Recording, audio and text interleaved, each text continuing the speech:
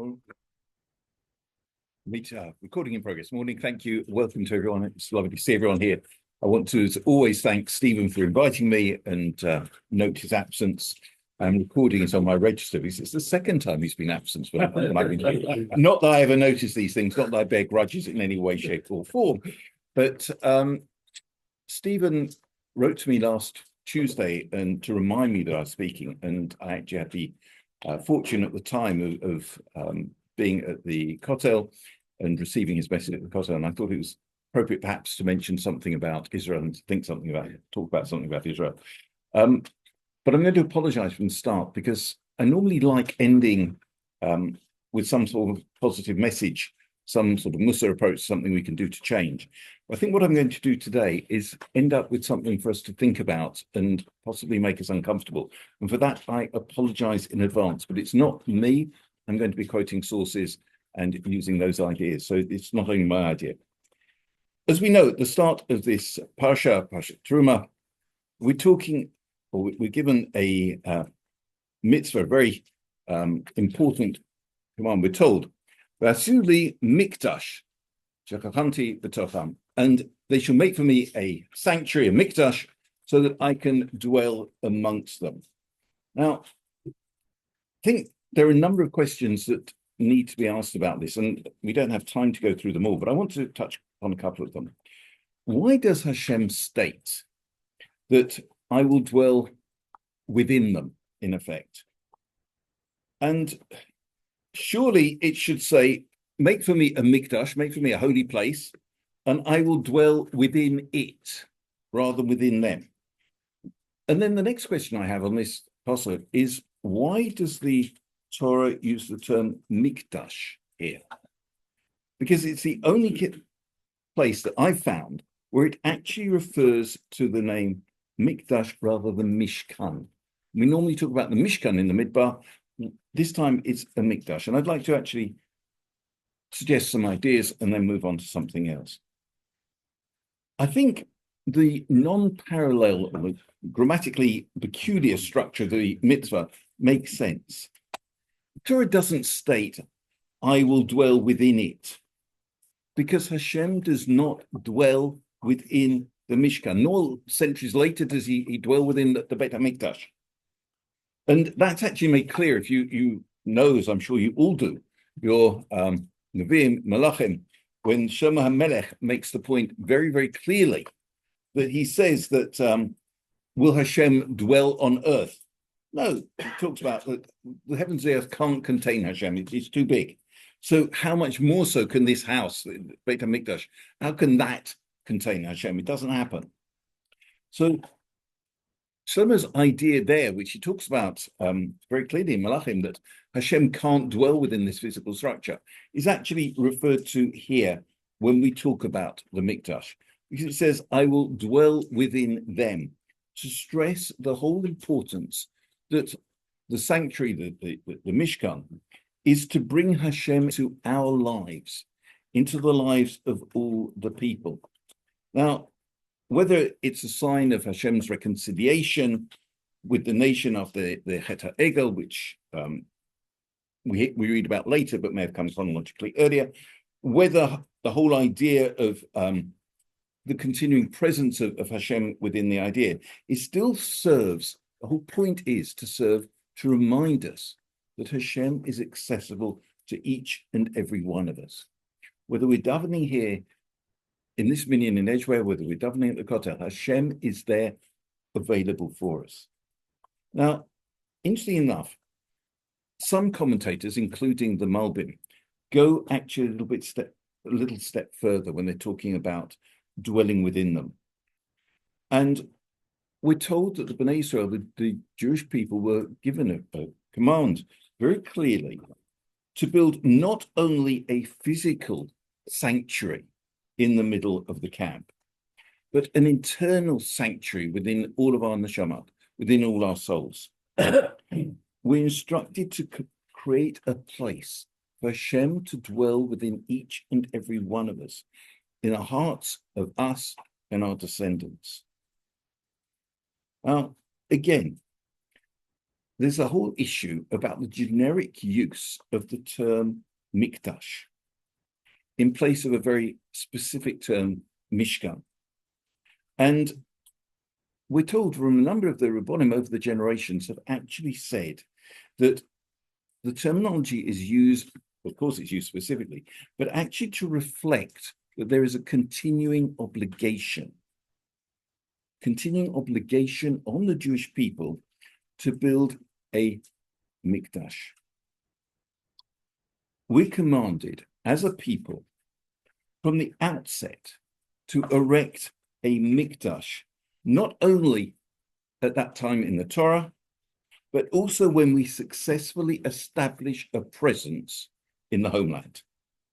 I'll repeat that. We're told to establish a mikdash, a holy place, not only originally in the Midbar, but when we successfully establish a presence in our homeland.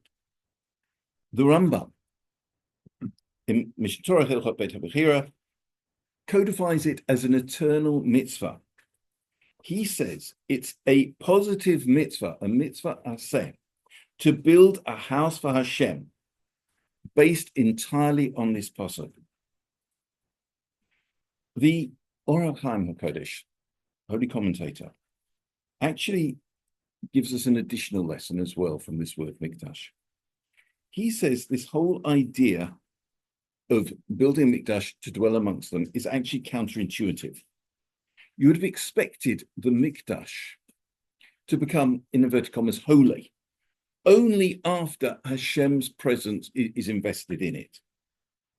By referring to it immediately as a mikdash, a holy place, the Torah is telling us that the Mishkan, the Beit HaMikdash, is holy from the moment the Jewish people create it, even before Hashem dwells there. And that commandment to build a mikdash, to build a temple, reconfirms the truth again, repeated over and over again. It's a critical part of our nation's birth. Sanctity is created in the world when we act in accordance with Hashem's will. We as human beings invest the sanctuary with Kedusha, with holiness. Now, I want to actually, as I said, give us something to think about. And I think there are many things that we can take away from this to consider in our times, but I want to particularly focus on one thing. If the mitzvah to create a mikdash is ongoing, is there not a commandment to build the third Beit HaMikdash in Israel now?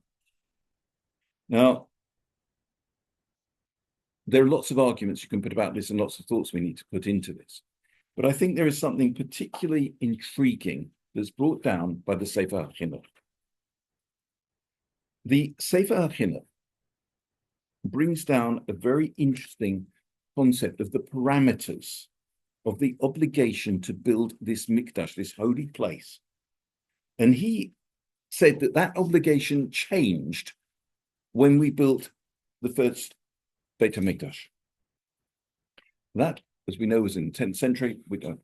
But from that time on, according to the Baal HaChinuch, that commandment to build the Beit HaMikdash in Israel is only effective when the majority of the Jewish nation is living in the land of Israel. That's what the Baal HaChinuch says. When the majority of the Jewish people are living in the land of Israel, we have a positive commandment to build Beit HaMikdash. Now, some of you may know a little bit about history. There's immediate challenge to that. What happened at the time of Bayit Sheni, the second Beit HaMikdash? That was erected at the end of Galut Bavel, at the end of the Babylonian exile. Now, the vast majority of people in exile did what? They stayed in Bavel. They remained there. Why then was the second Beit HaMikdash built when people did not return? It was only a minority who were back in the land. And interestingly enough, Rav Yeshua of Kotno defended the Baal Chinuch by actually making a very interesting comment. And this is, I think, something that should resonate with all of us. He said that the Jews who remained in Babylon, remained in exile of their own choice. He then went on to say that because they remained there of their own choice, they effectively ceded their rights to the Beit HaMikdash, they ceded their rights to the temple, and they could not, through their absence, prevent its rebuilding. Now, run that forward. The comment of Rabbi Kotner, the comment of the Baal Chinuch, run it through now and look at the opportunities and challenges that we have at the moment. We know the balance of Jewish life is shifting between Galut and Israel. We're approaching the point very, very closely, when the majority of Jews will actually be living in Israel. At that point, think about it. Will we have a Doraita mitzvah, a biblical commandment at that point, regardless of what's going on in politics in the world, to rebuild the Beit HaMikdash? It's a thing to be thought about. I can also throw another point in, using Malcolm Gladwell. Has the tipping point relating to the temple already been reached? The majority of us living here today could arguably be in an exile of choice. We've got the opportunity to return to Israel. It's fully available. We can just go and make a few phone calls, fill in a few forms 100 times, have them signed by a few other people several times, get them lost a few times. But we can all technically make Aliyah. It's available to all of us. On that basis, have we in effect lost our rights to the Beit HaMikdash? And if so, should the Beit HaMikdash be rebuilt today, even though we're still here? I appreciate, because of politics, that the question is to a certain extent abstract. But I think it's something we need to think about. It's something we all need to pause to consider at the moment, because we're living in momentous times. We know we're living in momentous times. We've seen incredible things, both sad and incredibly wonderful, happen in the last few years. But we're reaching the time where, for the first time for nearly 2,000 years, after centuries of Galut, centuries of wandering, that we really can say that the majority of the Jewish nation will be home. And we need to think about the halachic, the philosophical, the psychological changes that will occur within our nation as a result of this new reality. How are we meant to mark this incredible transformation from a people of Galut to a people of return? And again, what about those of us who've actually chosen not to participate in this new historical adventure? Those of us who are still living outside the land of Israel. Now, so many people criticize those in Bavel who did not return. They failed to return for all sorts of reasons. And we criticize them time after time. How's history going to judge all of us? We've all got excuses. We've all got explanations. Some are more valid than others, I accept. But the question must be asked, what rights do we all lose when we voluntarily choose not to return home? It's a thought to remain with us. Have a good week. Thank you very much. Thank you. Observation. I'm intrigued. How could the Baal Sefer